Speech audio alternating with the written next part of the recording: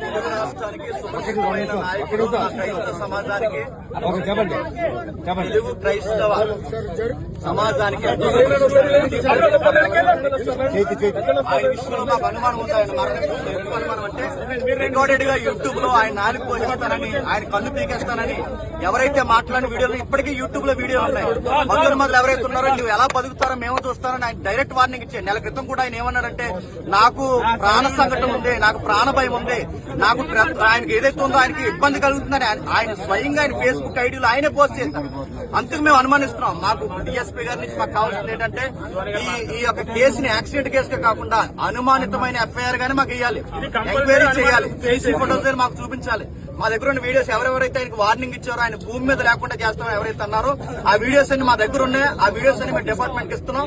ఇది క్రైస్తవ సమాజానికి చాలా పెద్ద గాయం.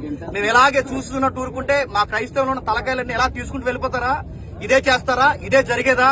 అంటే మేము మాట్లాడక మాకు భావప్రకటన లేదా? మా సబ్జెక్ట్ మేము మాట్లాడడానికి ఇంత వార్నింగ్లు ఇచ్చి ఈరోజు మనుషులు లేకుండా చేస్తారా? ఇది మాకు అనుమానం. మా అనుమానాలు తీరాలి. దీనికి డిపార్ట్మెంటే న్యాయం చేయాలి.